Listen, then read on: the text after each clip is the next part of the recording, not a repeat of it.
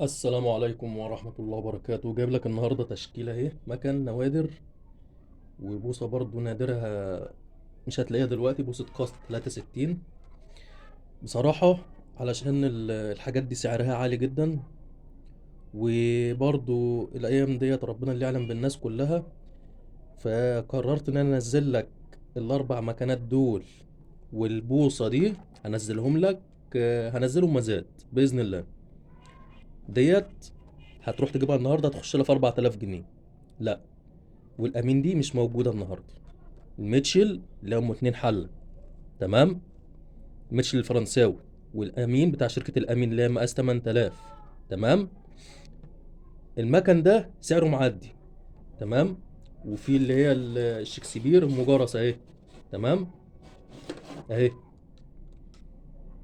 فالمكن ده سعره معدي ان الايام ديت، فعلشان تروح تجيب مكنه من دول هتلاقي سعرها عالي. فالنهارده باذن الله هنزلهم مزاد، والمزاد هيبدا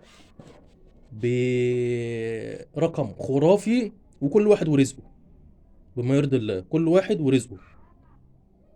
واللي يلحق مكنه من دول او البوصه دي، علشان انا عارف ان اسعارهم غاليه، بس لا، انا هبدا المزاد بسعر خرافه جدا، فلوس لا تذكر، تمام. بمناسبه الشهر الكريم، وعايز اعايد اقول لكم كل سنه وانتم طيبين بجد والله، عشان اسعارهم فعلا معديه.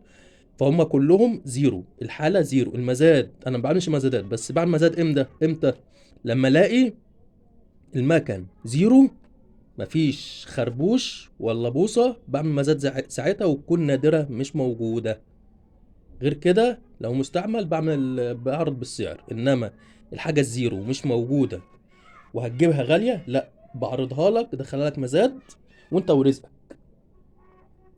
تزور النهاردة هبدأ اصور فيهم دلوقتي، لو لحقت اصورهم وانزلهم على الجروب النهاردة، جروب المغارة، اللي هو جروب مغارة صيد وابداع لأدوات الصيد.